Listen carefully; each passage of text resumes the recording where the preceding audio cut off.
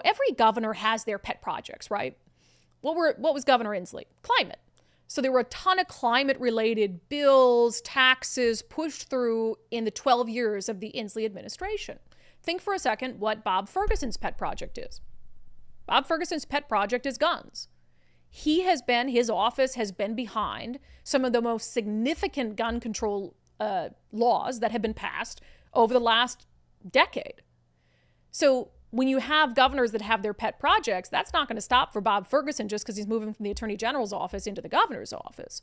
You are going to see, similar to how Jay Inslee, you saw the climate bills tick up and all the rules and regulations, you're going to see the same thing under Governor Bob Ferguson. He will not veto a single gun control bill that comes to his desk. In fact, he's going to be working very hard behind the scenes to make sure that the ones he wants to pass.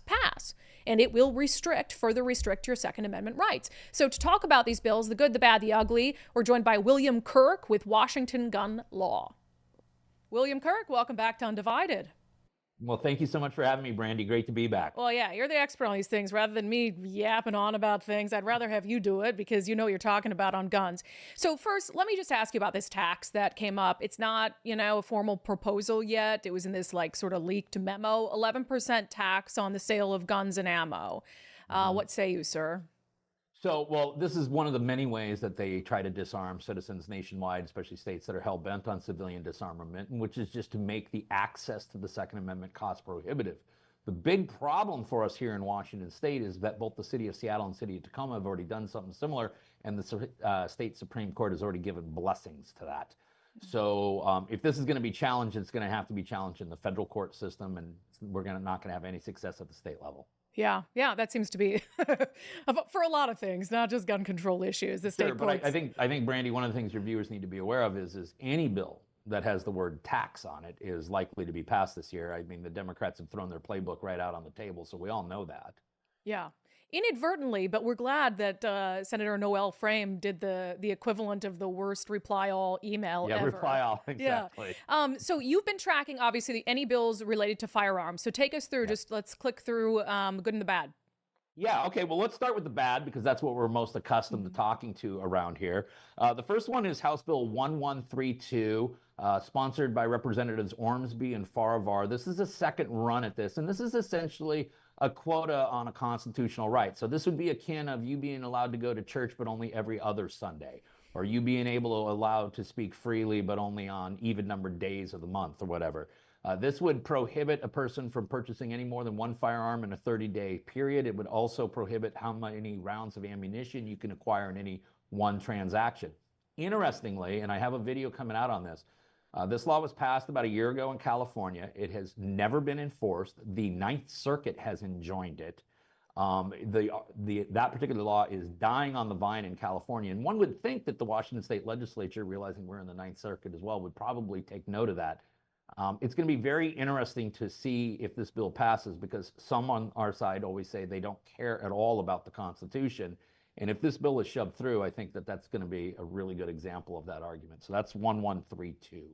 Okay, House Bill 1152. This is a new safe storage law. This would radically and forever change how you could carry firearms in your automobile. And worse than that, it radically and forever changes how you can store firearms in your home.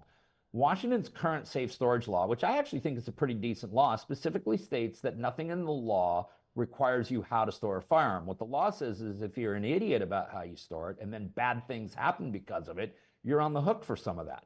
And I think safe storage laws should really be based on individual needs. For example, if you're living alone in a condo by yourself in a rough part of town, your safe storage provision may be much different than if you're living in a big home with 4 kids and the grandkids are running around all the time too. So that's what I really liked about Washington's current safe storage law. This one would mandate that if the firearm at your home is not on your person, it has to be locked away in a safe no matter what, irregardless of your living conditions. And the thing that I really dislike about this bill is that I get calls at least once or twice a week where someone has misplaced a firearm, left it. Dudes leave it laying in the locker room, in the bathroom stalls way too often. And the law always said that the minute you realize your firearm is missing, if you contact local law enforcement and report that immediately, you have absolved yourself of any criminal liability. But this bill will actually remove that exception. And so what it is that a person's going to have the Hobson's choice of, do I call and get my firearm into the system so they can trace it, but in doing so, they're going to come out and charge me with a crime. So I don't know what I'm going to be advising people if this becomes law, what to do in that situation. There's also like, what am I going to do if I have an intruder? Am I going to take time to like get my firearm out of the safe or whatever it is? And by then I'm dead. So That's yeah, right. it doesn't make a lot of sense. And we don't have kids in the house. So, all right. Another bad bill I just want to touch on really quick because it came up last session. They're trying to make things more expensive for these firearm dealers. And to me, it's like they're trying to just make it impossible to actually own a firearm shop and to sell them. So they're they're trying to increase that. What's the bill? Yeah, so last year they passed House Bill 2118, which had it passed in its original form would have probably required FFLs to spend somewhere in excess of $250,000 to retrofit their buildings. Now, fortunately, that bill was watered down by some hard work by some Republicans down there.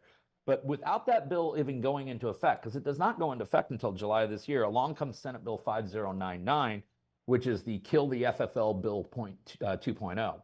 And this is just going to add on additional costs, not only in retrofitting the buildings, but also additional mandatory training requirements for all employees, new licensing requirements, and then it's going to authorize the Washington State Patrol essentially to act as a state ATF and be able to come in and inspect anything they want, anytime they want to do it. So that's Senate Bill 5099.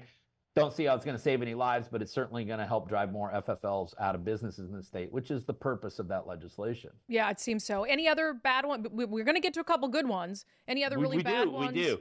Yeah, here's the most offensive one. Have a video coming. We're recording this on the 7th of January, so I don't know when we'll be going live. It's going to air today, Bill. Now you just ruined it. Fantastic. People who thought this was live, and now we duped them. No, it's fine. Let's go. Go. That's awesome. House Bill 1163 is the first Liz Berry bill to drop. Now, they tried this last year. It was called House Bill 2021. No, excuse me, House Bill 1143. This would have started as a pre-purchasing licensing requirement. It eventually got watered down to a pre-purchasing educational requirement. This is akin to, if you want to go to church, you have to get a permission slip from government before you do so. If you want to be, free from unreasonable searches and seizures, you actually have to go through a clearance before you qualify for that. That's essentially what this does, because a pre-purchasing license is a way that the state can actually prohibit you from ever having access to firearms. And even though the state will clearly argue that the Second Amendment only protects the right to keep and bear arms, and they will literally make the argument that therefore we can regulate just about anything as it relates to acquiring firearms, there's a litany of case law out there that says all the ancillary rights necessary to exercise the core right are equally protected. It is as offensive as one could possibly imagine. It's House Bill 1163, and it will require live fire training, okay? Now, here's the thing I want your viewers to really be aware of, Brandi. Let's take a situation where, and this happens, you have a woman who's just going through a terrible breakup. Her now ex-boyfriend is a nut job, okay? And he's violent and he's threatening her. And yeah, she can go to court and get an order, but that's just a piece of paper. And we read in the papers all the time, in the news all the time, how that doesn't work. So now she decides she wants to go out and defend herself. Well, she's going to have to go out and get fingerprinted first from her local police agency. God only knows how long that takes. Then once she's got her fingerprints, she'll then be able to apply for the license, which the state has up to 30 days to grant. So now we're 30 plus days into it already. Then she can walk into a gun store, clear her background check right away, except she's going to have to wait 10 more days before she can take receipt of the firearm. So we are at 40 plus days where this woman would only be protected by a piece of paper. So how Representative Berry could claim that this is about saving lives is beyond me. So that's, again, that is 1163, and then her companion over in the Senate, Marco Elias, has filed a companion bill in the Senate, and so that's coming under Senate Bill 5140. Now, forgive me if this sounds naive, but I think if I have a question about it, other people will too.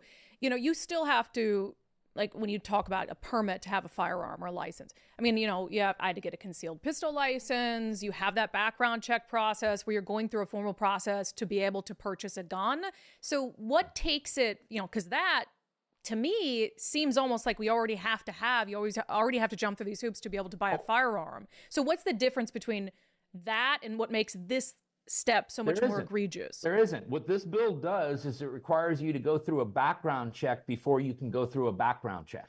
Okay. And the background check that you're going to go through in both instances is exactly the same. And let's say you have a person who decides, wow, I'm going to go out and purchase my first firearm and I want to get a concealed pistol license. Okay. You're going to go through a background check to go through a background check to go through a background check to do that. And all 3 background checks will be identical. So it's adding time. It's adding time. It's adding hoops. Yeah, and cost. Yeah. All right, let's talk about a couple good ones, shall we? I've got time for 2. One that Yeah, let's do it. Go ahead. Okay, I can do all 3 real quick. House Bill 1118 is a bill that has bipartisan support, would really streamline people who have lost their Second Amendment rights into getting restored. I think everyone should watch that carefully because it's bipartisan. House Bill 1139 is a bill I want everyone to pay attention to.